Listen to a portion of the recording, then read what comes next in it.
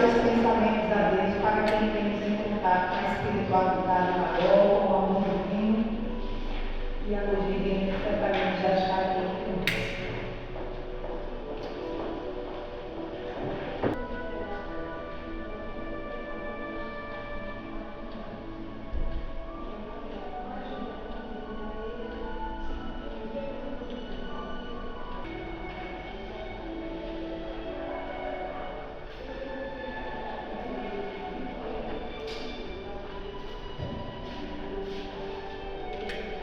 Mais uma vez, boa noite a todos. Antes de darmos início a mais uma das regras doutrinárias desta casa, vamos a aos avisos. Às terças-feiras nós realizamos reunião de estudo e todos são convidados a participar. Às sextas-feiras, como hoje, nós temos a reunião doutrinária. No terceiro e quinto sábado, cada mês, realizamos entregas de cestas básicas da família que estão pregando cada chamada. Caso alguém queira somar-se a essa causa e doar mais uma cesta para a família, nós temos também a campanha que, assim que você quer para podem fazer o enviamento não perecível, mas vamos somando e informando mais cestas básicas. Para dar início, para fazer a leitura do livro Fonte Viva, convido nosso irmão Luiz com a lição 80.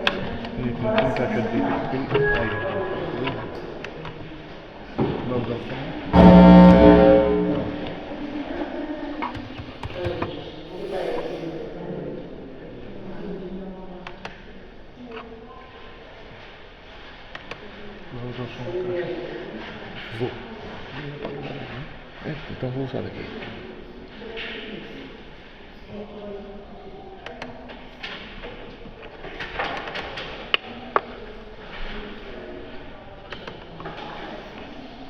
Corações desligado.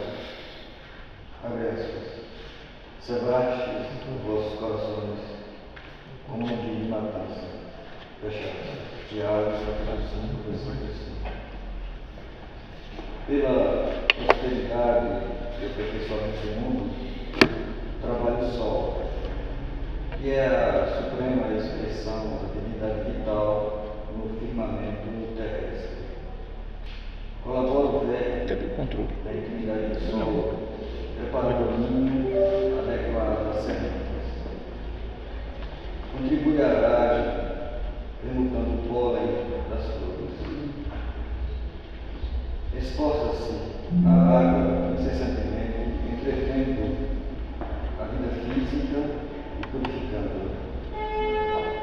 Serve a árvore, florindo, frutificando e regenerando a atmosfera.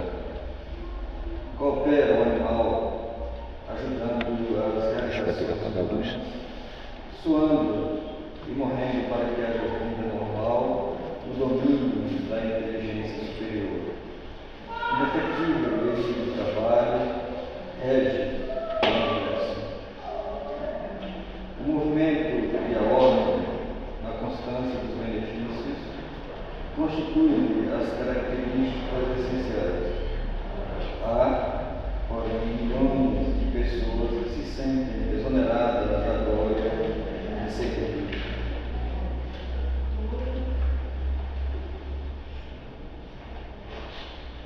Para semelhantes criaturas, em cujo cérebro a razão dorme, embotada e vazia, trabalho significa degredo e humilhação, inferno e sofrimento. Perseguem as facilidades delituosas, com o mesmo instinto de novidade da busca em busca de detritos. Conseguida a solução de ordem inferior que buscavam, circunscrevem as horas e as possibilidades ao desenfreado apego de si mesmos, imitando o poço de águas estagnadas que se envenenam facilmente. No fundo, são corações cevados, de acordo com a feliz expressão do apóstolo.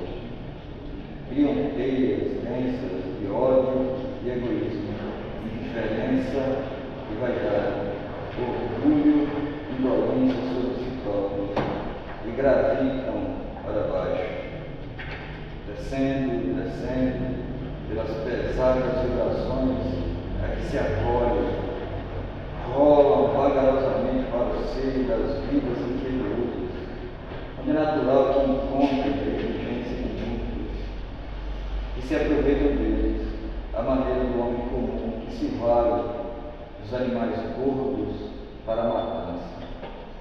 Que assim seja. Dando a oportunidade para fazer a prece inicial com Deus nosso nome.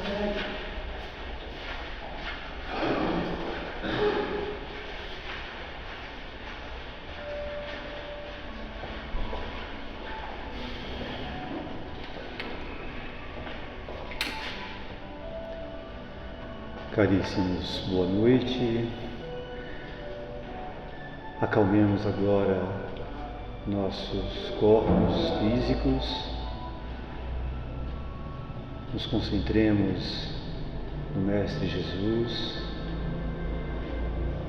e peçamos a Ele, ao nosso bom Deus e aos Espíritos benfeitores que já trabalham há várias horas nessa casa para nos proporcionar a atmosfera na qual estamos mergulhados neste momento. Uma atmosfera de paz, de tranquilidade, de serenidade, para que assim possamos aproveitarmos o máximo possível dessa noite abençoada, onde teremos nosso irmão Júlio César como palestrante, ao qual pedimos aos Espíritos de luz possam estar com ele, inspirando, para que ele possa trazer até nós muito daquilo que estuda diariamente já há muito tempo. Caríssimos, pensemos no amor de Jesus, hoje e sempre, que assim seja, graças a Deus. E para a leitura do Evangelho segundo o Espiritismo, com o tema felicidade não é deste mundo, convido nosso irmão a ler.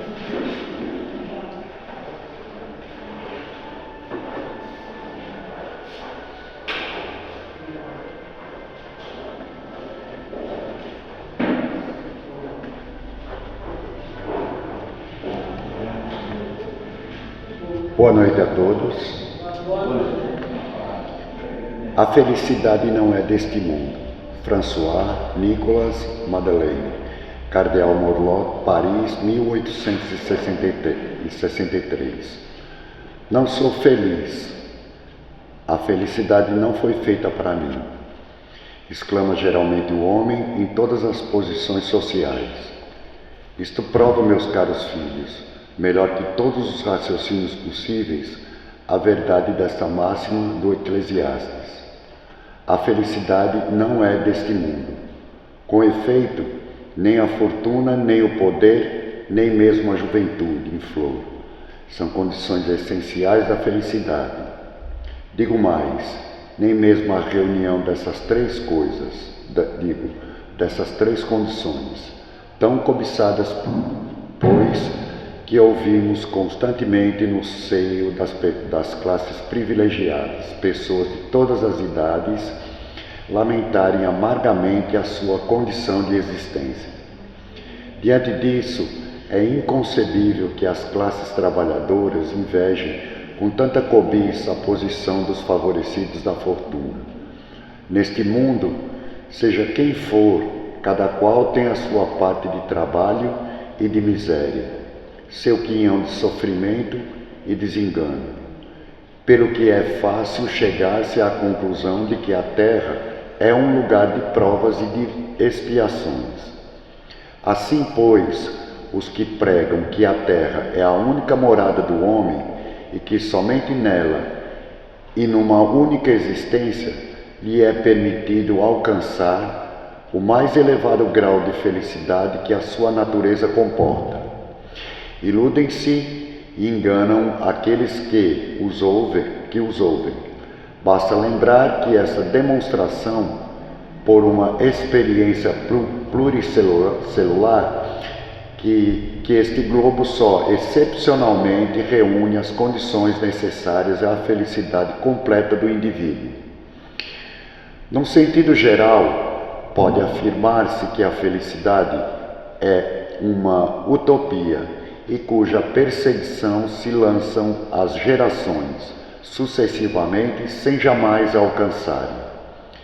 Porque se o homem sábio é uma raridade neste mundo, o homem realmente feliz não se encontra com maior facilidade.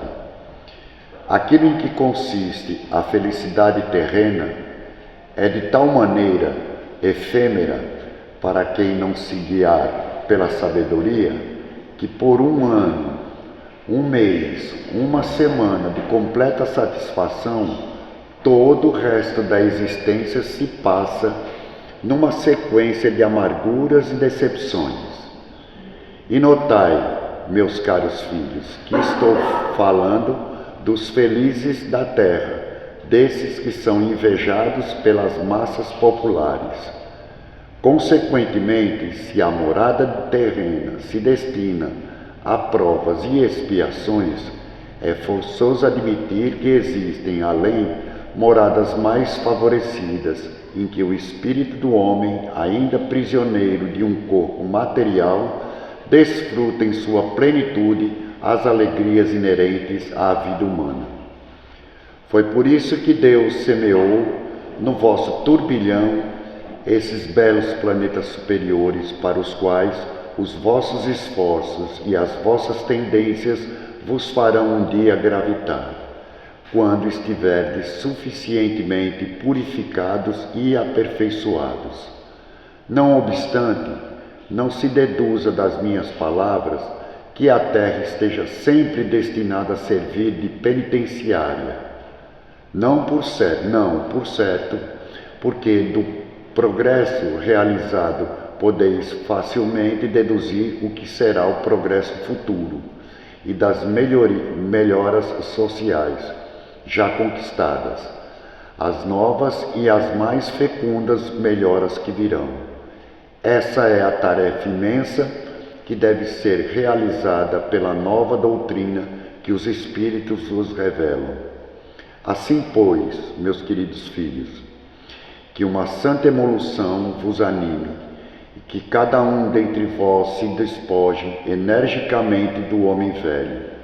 Entregai-vos inteiramente à divulgação desse Espiritismo, que já deu início à vossa própria regeneração. É um dever fazer vossos irmãos participarem dos raios dessa luz sagrada.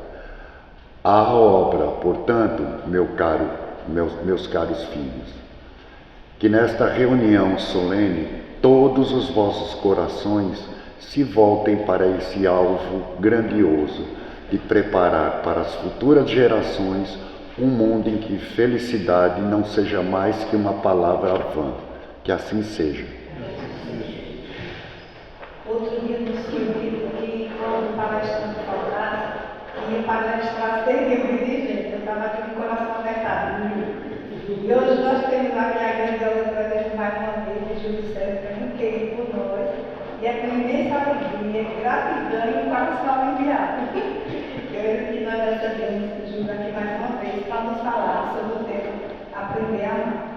aprender a ser feliz na casa do Senhor. Uma boa noite. Eu peço desculpas pelo atraso, que alguns percalços, chuva e também o trânsito intenso em consequência da chuva nos impediu de chegarmos aqui no tempo que nós desejaríamos, mas chegamos. Se nós aqui neste salão perguntássemos aqui qual é o objetivo da vida, O que é que eu tenho como meta na minha vida? Alguém poderia responder? Você, Jair, qual o seu objetivo na vida? Primeiro de tudo, Um objetivo assim. buscar ser feliz. Ser feliz. Fernanda? Evoluir moralmente. Evoluir moralmente. Ailton? Sim. Ver as pessoas da minha família crescer, ver as pessoas da minha família conquistarem seus objetivos e eu também, claro. Pronto. Já basta. Mas se nós observarmos em que a essa pergunta nós vamos encontrar um número, eu não diria infinito, mas um número grande de respostas. Qual é a certa? Todas elas. Todas elas estão certas dentro de determinados parâmetros. Por quê? Porque a felicidade, ela se reveste de vários matizes. Então, ser feliz depende do que você está falando, depende de que situação, depende para que pessoa, para que nível de pessoa. E isso faz com que todas as respostas estejam corretas, sob o ponto de vista de quem a respondeu. Mas o que a gente percebe é que todos nós, o que nós fazemos, nós buscamos essa felicidade. Então, alguém se casa para ser feliz, alguém descasa para ser feliz, alguém trabalha para ser feliz, alguém não quer trabalhar para ser feliz, e por aí vai. Mas o foco central é a felicidade. No entanto, a gente fica assim meio que tem essa subjetividade toda. E como é que eu faço para ser feliz? Então, o que a gente precisa é aprender a ser feliz. Não é? É aprender a ser feliz. Mas toda vez que nós procuramos algo, toda vez que nós estamos buscando alguma coisa, a primeira coisa que a gente precisa saber o que é essa coisa, o que é que eu estou procurando. Quando eu dava aula de matemática, e aí chegava naquela questão de equações, aí os alunos, sim, professor, mas como é que eu sei que eu cheguei? Não, o que é que você tem que encontrar o valor de x. Geralmente a gente coloca um cálculo com o valor x, né? Então você encontrar x vale tanto. Então a gente fica se perguntando, bom, para que eu encontre alguma coisa, eu preciso saber o que é. Eu preciso saber o que é. Então, a gente precisa ver o seguinte, o que é felicidade? O que é felicidade?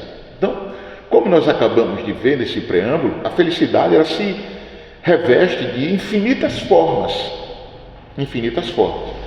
Então vamos buscar na doutrina espírita essa resposta. E aí o que acontece? Veja só. A felicidade terrestre, essa nossa aqui, é relativa à posição de cada um. Isso é bem nítido, né? É bem nítido. Por exemplo, os problemas que uma pessoa que sobra mês no final do salário podem ser diferentes daquela pessoa que sobra salário no final do mês. Por esse motivo. Pode ser. Então, depende da posição de cada um. O que basta para a felicidade de um constitui a desgraça de outro. É verdade. Às vezes o que é felicidade para um não é para outro.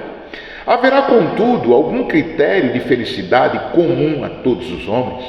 Veja, esse questionamento está dizendo o seguinte, já que existem tantas vertentes, tantos matizes, tantas respostas para o que é felicidade, por quê? Porque o que faz um feliz torna outro infeliz. Não é verdade? Às vezes tem pessoas que dizem, puxa vida, a minha felicidade é essa família que eu tenho. Outras pessoas dizem, eu não sou feliz porque eu não tenho uma família, não é verdade? Aí, ou seja, será que existe alguma coisa, algum critério para essa felicidade, alguma coisa assim que seja comum, que a gente possa encarar? Então aí vamos lá. Com relação à vida material, essa vida aqui é a posse do necessário.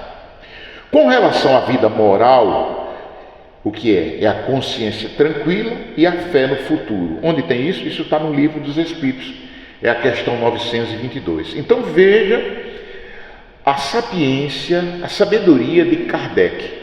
Ele percebe, e a gente tem que viajar para aquela época de Kardec, porque naquela época de Kardec, meados do século retrasado, o que acontecia? Nós estávamos com as ideias materialistas muito em voga. Hoje ainda tem, mas naquela época era uma coisa assim estupenda, porque nós tínhamos saído da Inquisição. Como é que alguém queima outro em nome de Deus? Como é que alguém faz uma guerra em nome de Deus? Se bem que hoje ainda fazem, né? Então o que acontece? As pessoas que pensam, esse Deus não existe, então esse materialismo todo não pode. Então felicidade é o quê? Eu ser feliz agora e pronto, amanhã não sei se eu estou aqui, não importa.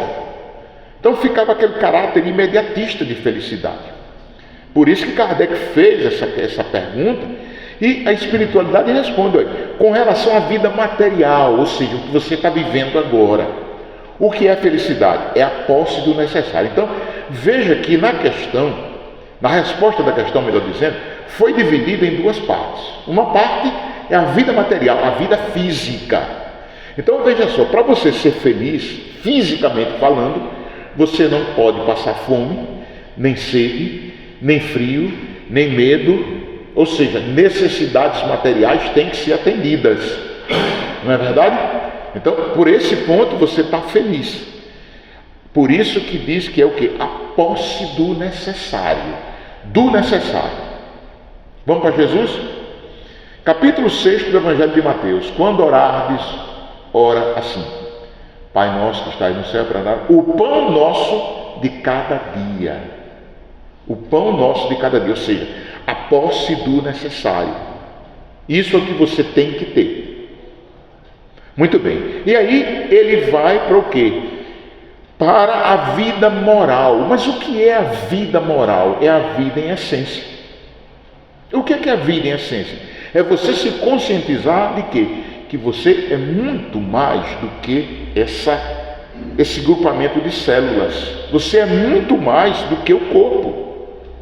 Por quê? Porque existem pessoas que têm tudo que materialmente se pode dizer que tem, e tem mesmo. Tem muita gente aí que o que o dinheiro compra, ela tem. Ela tem, com facilidade. E existem pessoas assim que não são felizes. Não são felizes. Então veja só, a felicidade ela tem que ter uma característica muito mais ampla. Porque não é somente o material. Para o material é fácil, por quê? É a posse do necessário. E o que é que a gente necessita para viver? É muito menos do que nós temos. É muito menos do que nós temos. Nós temos, por exemplo, nós temos quantos pés? 2. Então, a rigor, nós precisamos de quantos pares de sapato? 1. Pronto. Então, você, para ser feliz, você não precisa ter mais de um par de sapato, não é verdade? Então, é muito pouco. É muito pouco. Por que eu tenho que ter, por exemplo, toneladas de alimento? Se eu não vou comer tudo isso? A ração média de uma pessoa gira em torno de 1.000 e poucas gramas por dia. Então, o material é muito fácil de você ser abastecido, vamos dizer assim, você conquistar. Agora, a vida moral, como ele diz aqui, com relação à vida moral, e a gente precisa entender essa vida moral como a vida sob um outro prisma, que vai além do material. Ou seja, para essa vida moral é o quê? É a consciência tranquila. E o que é ter consciência tranquila? É você ter a consciência de que está vivendo corretamente. De que você está evoluindo, no mínimo. Então, quanto mais evoluído for o ser, mais perene é a sua felicidade. Mais perene. É como, por exemplo, os nossos rios no sertão. Na época de seca, eles secam. Na época de inverno, de chuva, eles têm água, estão correndo, mas não são perenes. Então, por isso que o Espírito François disse que lá no Eclesiastes, citando lá o Eclesiastes nas Escrituras, no Velho Testamento, a felicidade não é deste mundo. Por que a felicidade não é deste mundo? A felicidade plena, a felicidade perene. Porque essa felicidade perene diz respeito à felicidade moral, à vida espiritual. Então, para a vida espiritual, é essa consciência tranquila e a fé no futuro. E por que a fé no futuro é importante?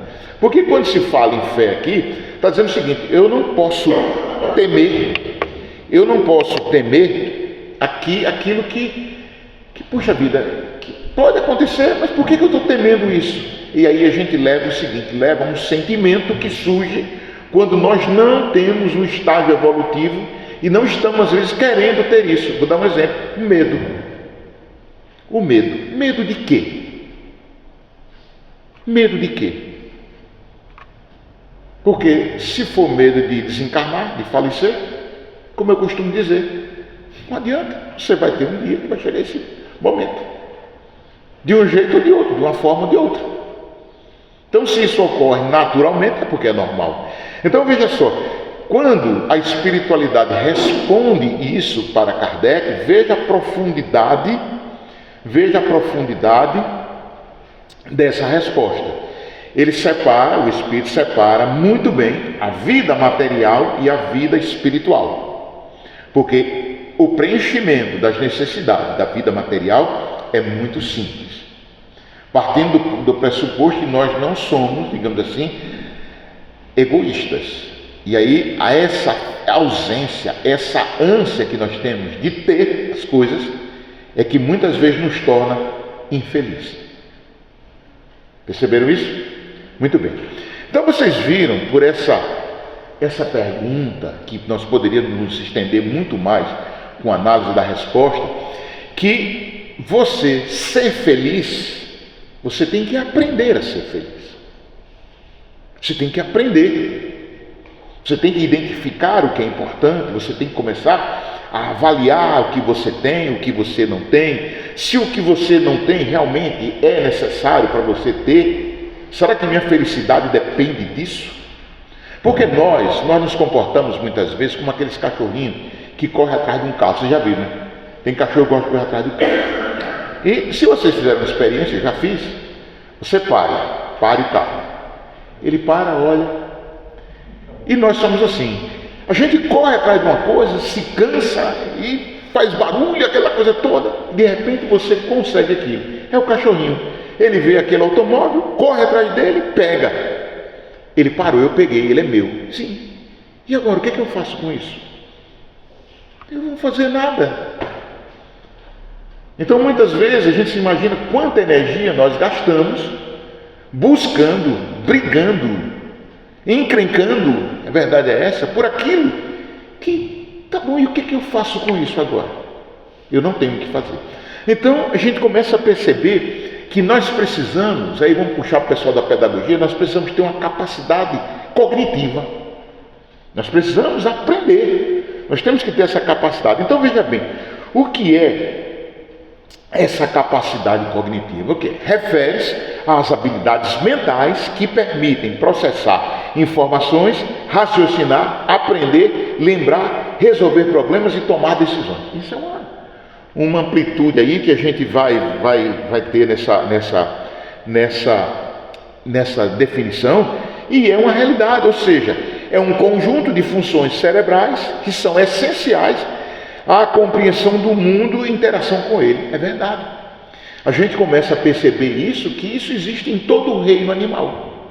Por exemplo, por que um felino, a gente não tem aqui, mas tínhamos, né, muitas onças, mas é muito comum a gente ver imagem de leoas caçando. Quando elas estão perto daquela presa, elas vão bem devagarinho, não é isso? Então, ou seja, elas aprenderam a caçar. Então, nós aprendemos as coisas. Então, ou seja, essa capacidade, ela está, digamos o seguinte, com várias habilidades. Essas habilidades, elas são, digamos assim, são cruciais para o sucesso em diversas áreas da nossa vida, tanto profissional como dentro de casa, na escola, no trabalho, nas relações sociais. Por quê? Porque envolve, primeiro de tudo, a gente tem que ter atenção. Sim, Nós temos que prestar atenção no nosso entorno. Nós temos que prestar atenção nas pessoas, porque o que é atenção? A atenção nada mais é do que a capacidade que nós desenvolvemos de quê? De focar muitas vezes em estímulos que são relevantes. Porque você tem que prestar atenção naquilo que é relevante. Tem coisa que não merece a sua atenção, porque não vai levar a nada. E, ou seja, isso faz com que você ignore as distrações que podem ser levadas. Quantas e quantas vezes nós desperdiçamos tempo com aquilo que não nos é útil? Outra coisa também, nós temos que exercitar o que? A nossa memória. A nossa memória, que é um atributo do Espírito, mas precisa ser exercitada. Por quê? A memória o que? Nada mais é do que a capacidade que a gente tem de adquirir, de armazenar e recuperar informações. Então, quando a gente lê, quando a gente estuda, a gente tem que refletir para que isso seja apreendido. Não é decorar as coisas, não é verdade? A gente tem uma mania, por exemplo, eu escutava muito isso, a história, a matéria história é decorativa. Não, não é decorativa. Você tem que entender, porque o que é história? A história é a sucessão sucessiva dos sucessos sucedidos. A gente vai compreendendo que isso ocasionou isso, foi uma consequência. Então, você vai entendendo. Outra coisa importante que a gente tem que perceber é essa questão dessa linguagem que nós vamos utilizar. Está aí, como Kardec, ele perguntava com muito cuidado e as respostas eram realmente muito ligadas ao que ele estava fazendo. Claro, um trabalho de interação. Então, ou seja, a gente começa a perceber que para que eu seja feliz, eu preciso pensar em evoluir. Em evoluir. Porque, vamos lá, a gente vê assim, puxa vida, você já notaram como são as crianças? Não é? Jesus, numa passagem, Jesus chega assim, se senta e as crianças começam a chegar perto dele. Os discípulos já tudo gaga, né? Aí, não, minha filha é zoada, incomodando o mestre, sai daqui. Ele, epa, peraí, deixa que eles venham até mim. O céu é para quem se parece com eles. O que foi que Jesus quis dizer com isso? Veja bem, a gente é só perceber o que faz uma criança feliz. Você pode dar um brinquedo de $1 milhão. E você pode dar um brinquedinho que compra numa feira em Ribeirópolis, um amulengozinho. E ele às vezes vai ficar muito mais feliz com aquele brinquedinho de R$1, R$2, do que com aquele brinquedo de $1 milhão. Porque ele não está enxergando formas, ele está enxergando o fundo. O que está satisfazendo a ele. Nós não somos assim. Nós adquirimos, não, nós deixamos revelar muitas coisas que nós trazemos e nós nos esquecemos que para sermos felizes é essencial o quê? A simplicidade. Muito bem. Então, aí vem a pergunta, mas como é que eu faço para ser feliz? Como é que eu faço? A primeira coisa, a gente tem que entender que a felicidade é um estado subjetivo. Cada um tem a sua felicidade, o seu jeito. Nossos gostos.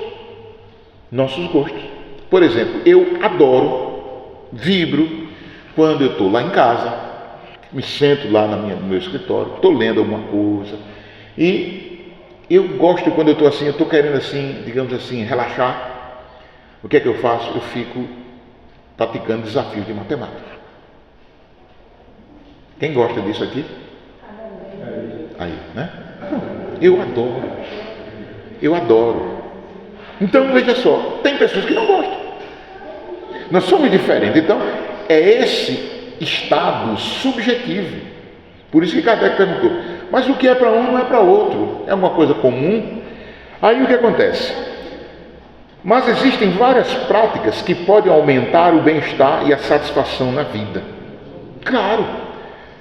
Você não vai conseguir felicidade naquilo que eu consigo. E eu também, às vezes, não consigo felicidade no que você quer.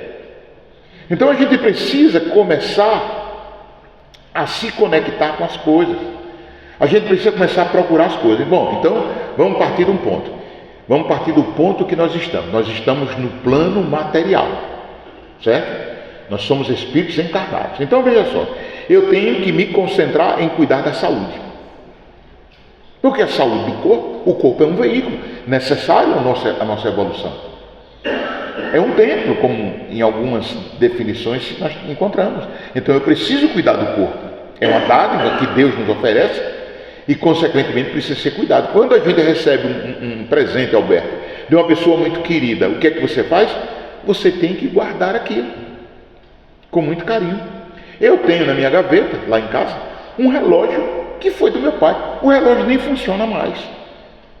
Ele tem um valor sentimental, está ali. Eu tenho uma caneca de louça que foi um presente de minha sogra. Tem um valor sentimental. Então eu cuido disso. O corpo é um presente de Deus.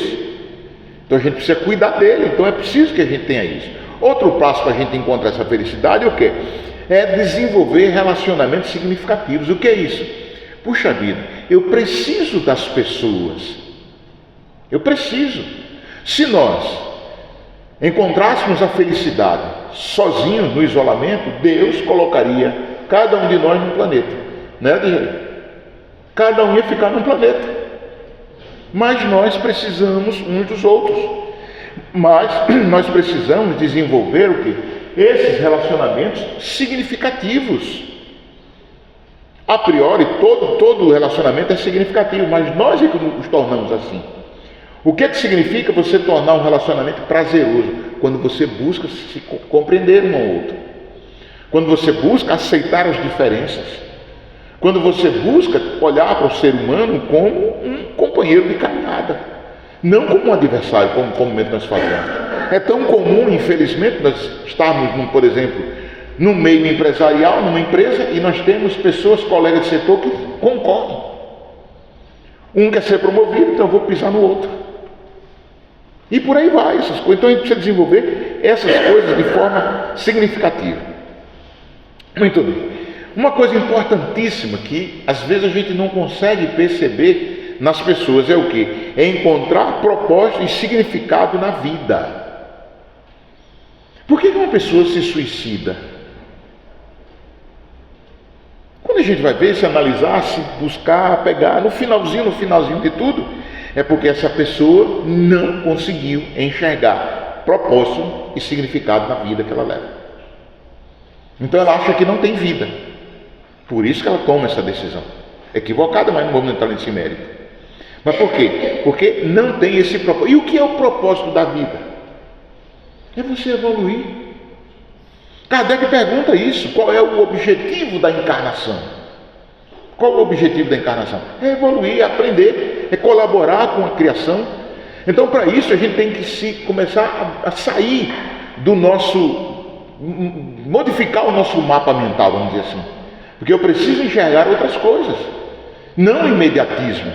Porque se você for na visão materialista, o propósito de vida é viver o hoje. Porque eu não sei se eu terei amanhã. Então isso perde o significado. Porque você não tem futuro. Lembra lá, ter fé no futuro? Se você não acredita no futuro, acabou.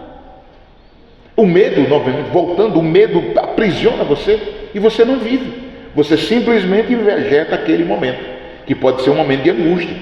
E isso é muito importante, e não enxergar isso, que a vida tem propósito, que a vida tem um significado, impede que a gente nutra um sentimento que é muito valoroso, o quê? É a prática da gratidão.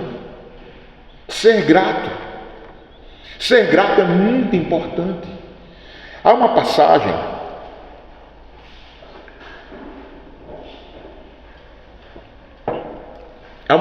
nos evangelhos, está lá no evangelho de Lucas, salvo engano no capítulo 9, em que o evangelista conta que Jesus e os seus discípulos, eles estavam indo para Jerusalém. Era a época de Páscoa. E como eles queriam cortar caminho, e esse caminho era evitado por todos, por quê? Porque passava junto ao vale dos leprosos. E quem era limpo não poderia passar por ali. Não deveria. E Jesus estava indo por ali, porque, olha, vamos imaginar os discípulos, e agora, o mestre quer ir por ali, olha. Mas vamos, né? A gente está com o mestre, né? Vamos lá. Aí foram. Quando Jesus ia se aproximando desse vale, os leprosos que estavam lá, eles ouviram as vozes, eles subiram para ver. E eles viram Jesus. A primeira pessoa que estava à frente. Então eles sentiram aquela atração, não é diferente, e foram para Jesus. Quando eles estavam se aproximando de Jesus, os discípulos ficaram meio assim, mas Jesus olhou para eles e disse: olha, vocês vão até Jerusalém e digam aos profetas o que aconteceu. Eles ficaram sem entender, né? Mas vamos, né?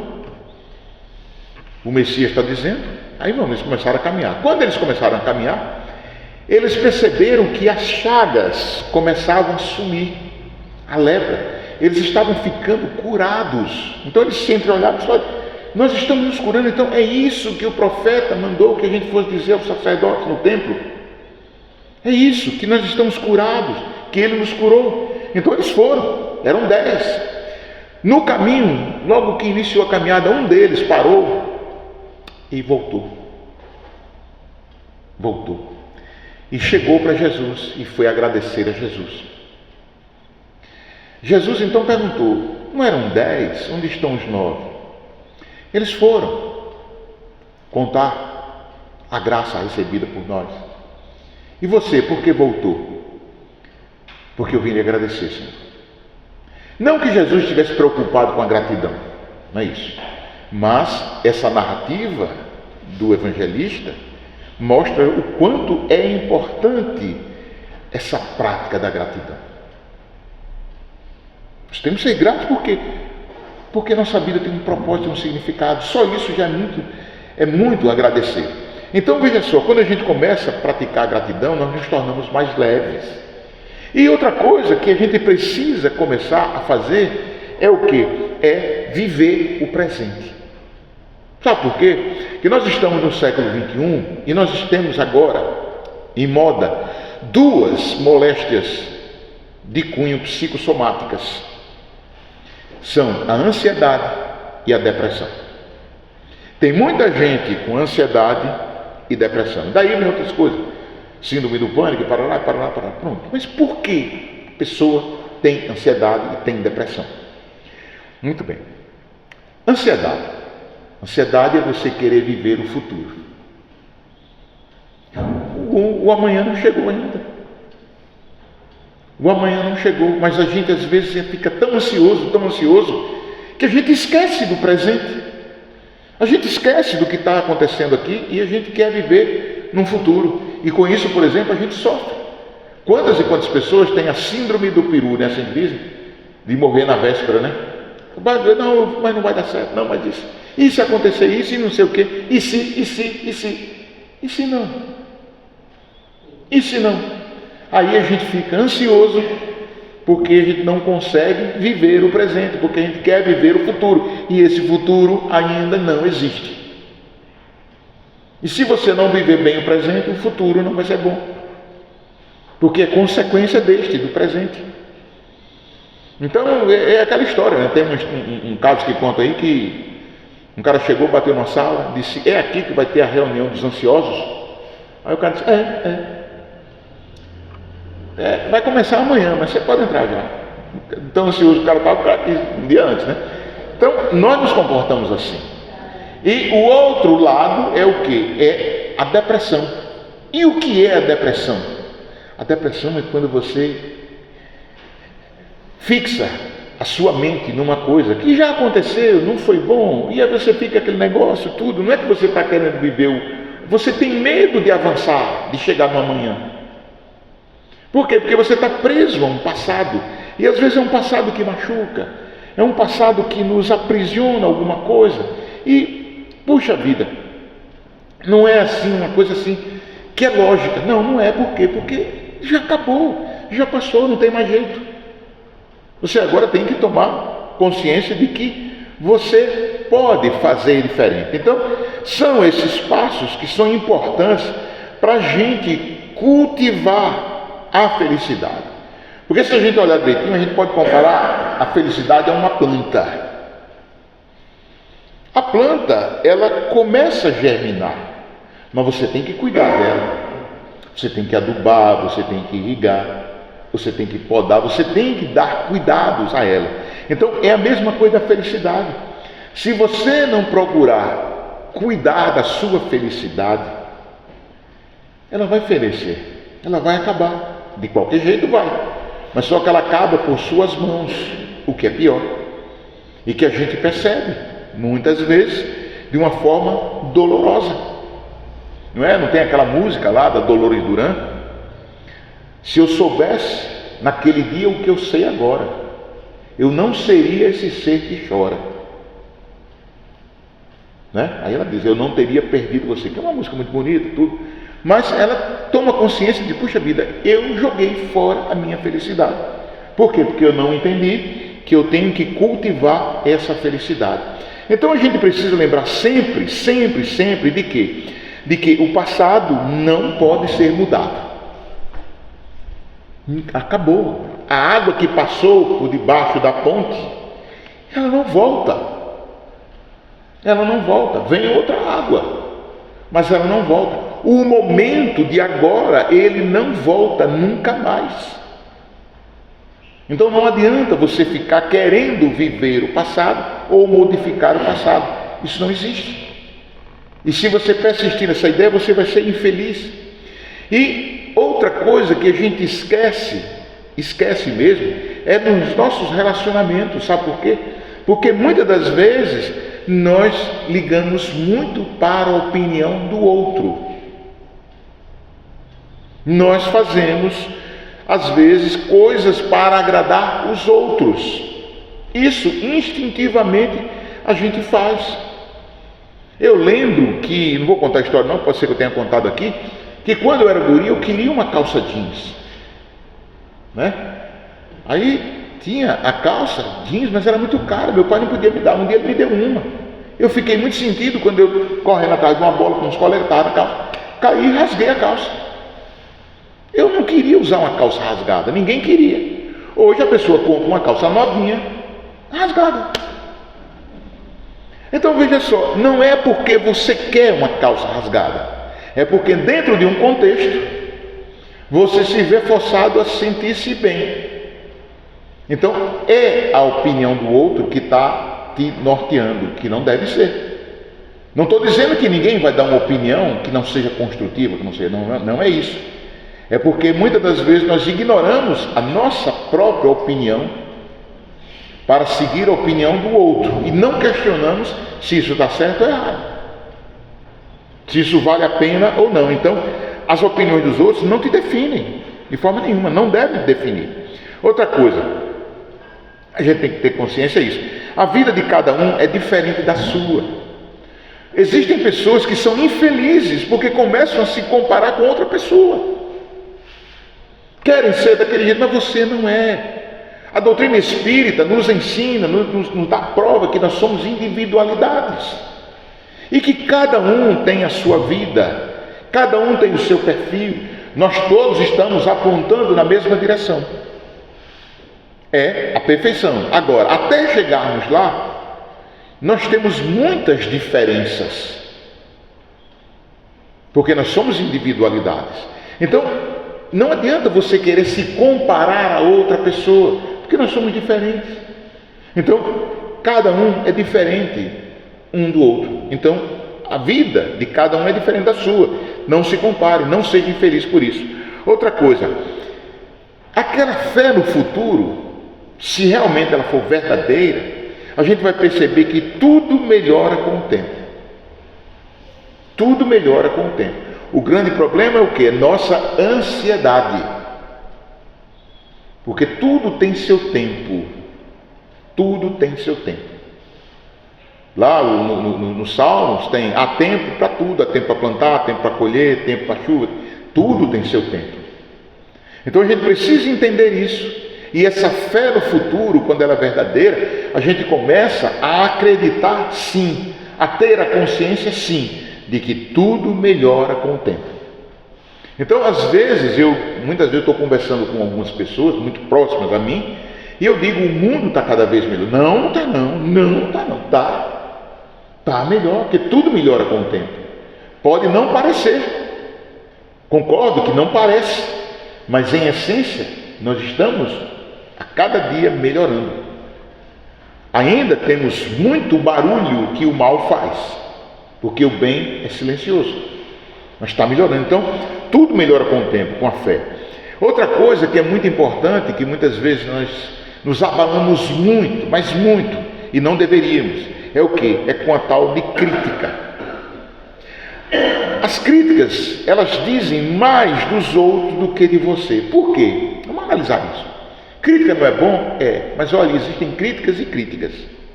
Quando a gente critica uma pessoa, na verdade, é porque nós enxergamos aquele defeito nitidamente, porque nós o temos. Isso é um fato. Isso é analisado, pesquisado e constatado.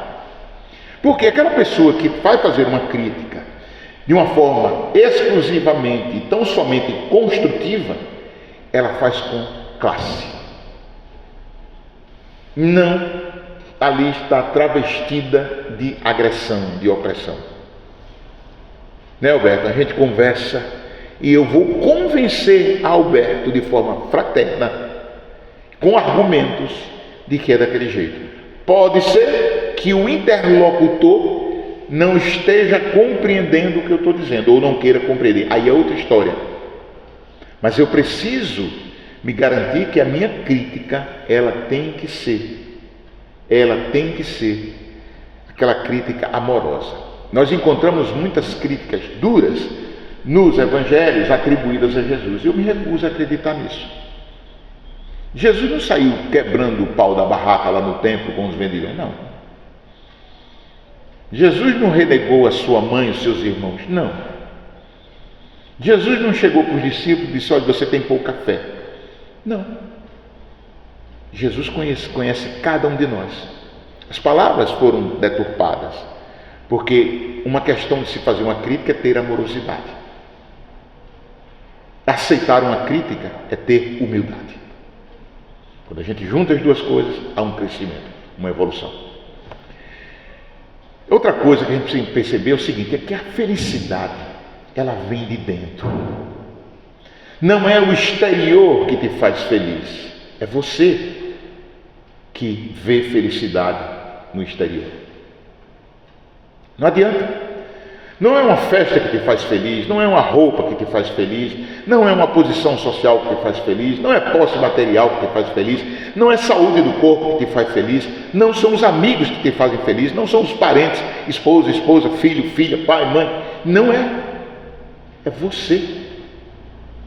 É você que se faz feliz. Por quê? Porque a felicidade vem de dentro. É uma decisão sua, de olha, eu vou ser feliz. Eu tenho que encontrar os motivos para a minha felicidade. E quando assim eu procedo, quando assim eu faço, o que acontece? Eu começo a ter pensamentos outros. Eu começo a enxergar beleza onde muitas pessoas não veem. Um poeta chileno, cujo pseudônimo é mais conhecido, Pablo Neruda, ele uma vez disse numa frase, num dos seus poemas, o seguinte: existem pessoas que lamentam porque as rosas têm espinhos. Outras há que bendizem os espinhos porque têm rosas. Perceberam? Eu estou olhando as rosas, mas estou lamentando porque tem espinhos. Mas eu poderia ver os espinhos e ficar encantado porque eles têm rosas. Então, a planta é a mesma, a configuração é a mesma. A maneira de enxergar é que é diferente. É uma maneira amorosa. Então, a felicidade vem de dentro. Você necessita ter essa visão para você conseguir ser feliz. Outra coisa, quando a gente percebe que a felicidade vem de dentro, nós começamos a ter mais cuidado com os nossos pensamentos. Ainda é difícil. Quem de nós não estava bem, tranquilo, top das galáxias? De repente aparece um pensamento que não é bom e tudo aquilo vai por água abaixo. Acontece? Hein, Ana? Acontece? Acontece. Muito comumente. Acontece. Então é preciso perceber isso, que os pensamentos, quando eles são positivos, eles atraem coisas boas. Do mesmo jeito, pensamentos negativos atraem coisas que não são boas. Então, a construção da felicidade passa pela, digamos assim, pela construção de pensamentos. Pela construção de pensamentos que, olhando para o conhecimento espírita, alguns pensamentos são atividades, influências dos nossos companheiros que estão no plano espiritual. Não que eles sejam maus, mas é que nós começamos a entrar na sintonia deles. Essa é a diferença. Muito bem. E tem uma coisa muito fácil da gente fazer e a gente esquece: sorrir. Porque os sorrisos são contagiantes. Tem uma brincadeira que rola aí nessas redes sociais, no YouTube, em que um grupo de jovens saem, estão filmando a experiência, eles chegam assim, num ambiente das pessoas, e começam a rir. Num trem, num ônibus, num saguão de um teatro, num cinema. E quando eles começam a rir, de repente as outras pessoas que estão lá começam a rir também. Então o sorriso, ele é contagiante. Ele envolve as pessoas, desde que o sorriso seja aquele sorriso que vem de dentro. Vem da felicidade construída em bases sólidas. Então os sorrisos, eles são contagiantes. Então por que não sorrir? Por que não mudar isso, não mudar a sua percepção? Outra coisa que a gente precisa entender é o seguinte, é que gestos gentis são gratuitos. Quantas e quantas vezes, isso é muito comum no meio político, né? O camarada vai, agradece outro, um gesto de gentileza, tudo, mas na verdade não se tocam. Então, são gratuitos. Então, nós precisamos, em outras palavras, ter sinceridade nos nossos relacionamentos. A falsidade, ela gera uma psicosfera que envolve as pessoas e vai denegrir o estado de felicidade de todos que estão envolvidos naquilo. Então é preciso ter essa noção de que os gestos gentis, eles são gratuitos, no sentido de que eles são espontâneos, certo? Então é necessário a gente entender isso. Outra coisa, nós somente fracassamos quando a gente desiste. Percalços, dificuldades na vida, todos nós temos.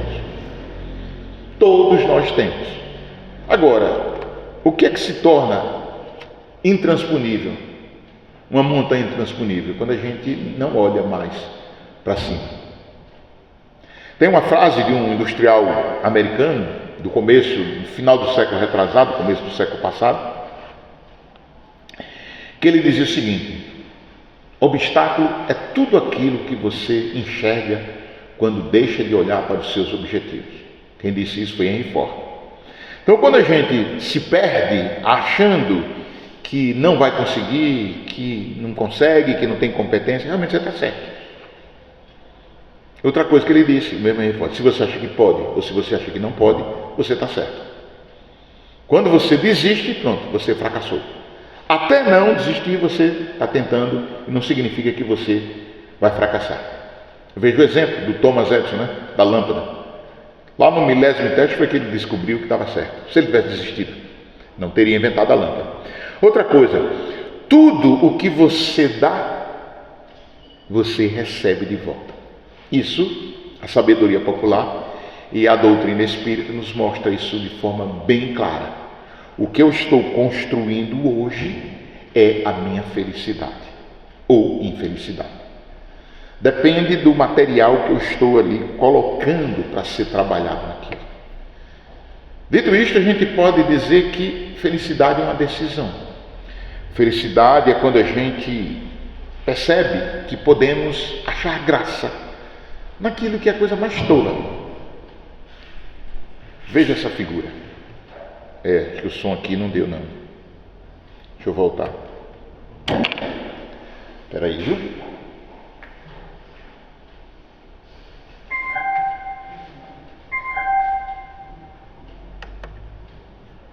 Espera aí, só um instantinho.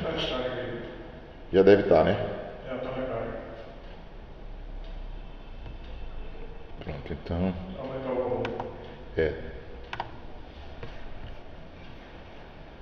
Deve estar. Tomara que esteja, viu, aberto. Senão a culpa é sua.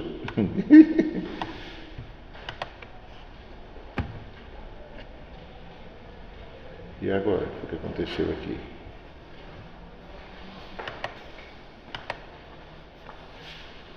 Aumentar o volume. Não, não é o volume não, é.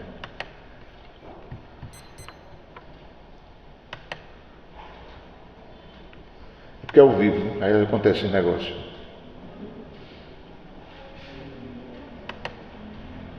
Espera aí. Tirou daqui. Eu tirei, porque não está funcionando. Espera aí, viu, minha gente? Dá certo, viu? Vamos ter paciência.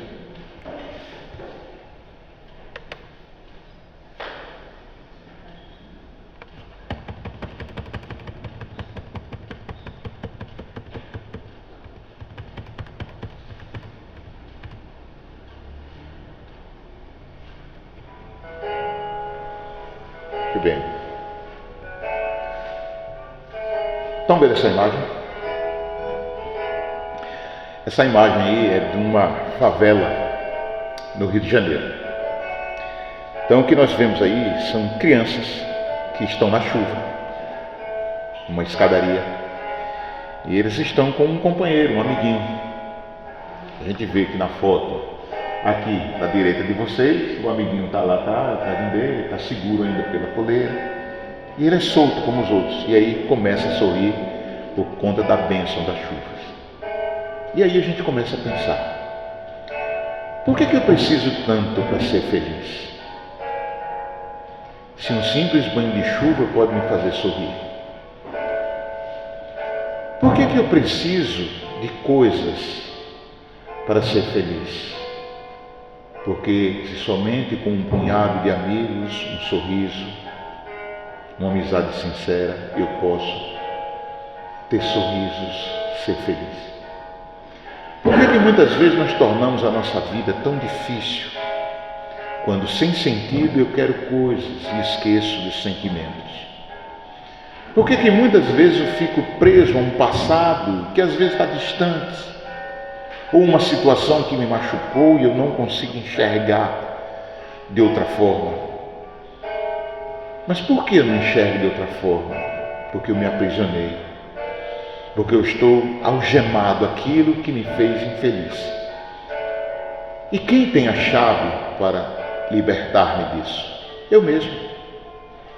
Porque eu preciso olhar para outras coisas, eu preciso olhar para um tempo novo, eu preciso ver a vida de uma forma diferente. Eu preciso aprender a ser feliz. Eu preciso viver a felicidade em cada momento, mesmo que aquele momento não seja significativo. Mas eu preciso sorrir, porque quando eu estou sorrindo, a dor vai. Porque o sorriso vem de dentro, e se ele veio de dentro, ele tomou o lugar da dor. E eu vou sorrir. Eu vou sorrir porque hoje é diferente. Porque eu sou feliz. Eu decidi isso. Eu quero isso. Eu preciso disso. Eu mereço isso. São pensamentos que a gente pode ter, são atitudes que nós podemos tomar diante da vida. Doenças, crises financeiras, políticas, relacionamentos, tudo isso vai passar. Porque tudo tem um propósito na vida. E quando eu aprendo a enxergar o propósito que tem essas vicissitudes na vida, isso converte-se numa resiliência tremenda, num poder de ser forte e de transformar a minha vida. E eu ser feliz. Isso é aprender a ser feliz. Que possamos aprender. Muito obrigado pela atenção de todos.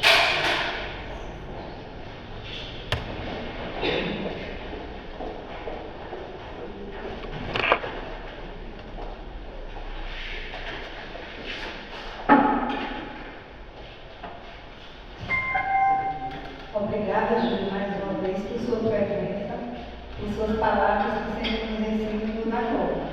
Dando oportunidade, nós teremos a prece final que será feita por Júlio também. E em sequência, quem quiser tomar parte, faça uma fila atrás de mim. Não, por favor.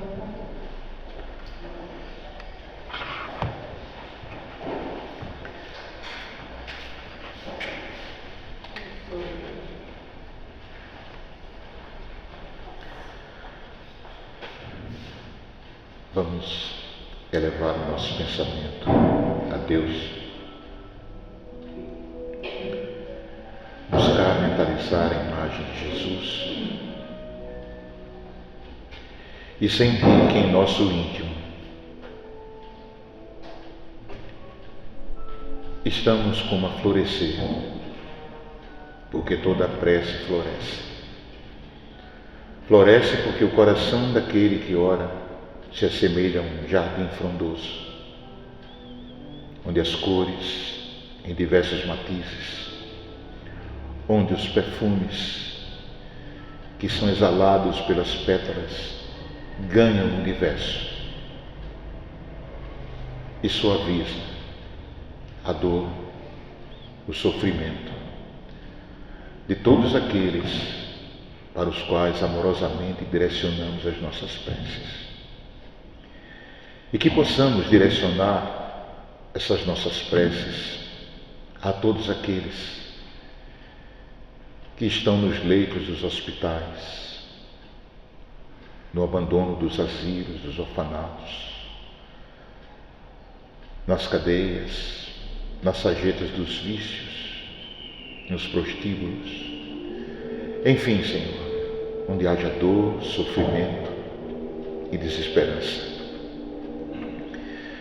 Mas também que essa nossa prece chegue aos corações daqueles que são responsáveis pelas dores, pelo abandono, pelas viciações, pela prostituição, pelas ruínas, pelas guerras. Por aqueles que, detendo o poder, utilizam para fomentar batalhas insanas entre seres humanos, levando à fome, ao abandono, ao desespero de tantos e tantos irmãos nossos. Senhor Jesus, leva esses nossos sentimentos que, embora bastante humildes e pequeninos por conta do nosso estado evolutivo, mas que eles saem de dentro do nosso coração, que começa a aprender a amar. Que esses eflúvios sejam potencializados, Senhor, pelo Teu infinito amor, e que possam resultar em bênçãos de paz e de luz a todos aqueles que necessitam, inclusive nós. Senhor Jesus, permita aos mentores do plano espiritual desta casa que eles consigam traduzir em pensamentos luminosos dos seus dirigentes, para que a tarefa continue de forma harmoniosa. Que traga, Senhor, para o movimento espírita a humildade, para que a Tua mensagem, despida de alegorias, de fantasias tão nossas, possa encontrar guarida nos corações. Amado Jesus, Te agradecemos muito pela oportunidade de estarmos aqui e Te rogamos que nos conduza aos nossos lares em paz, e que a paz seja uma constante em nossos corações. Que assim seja.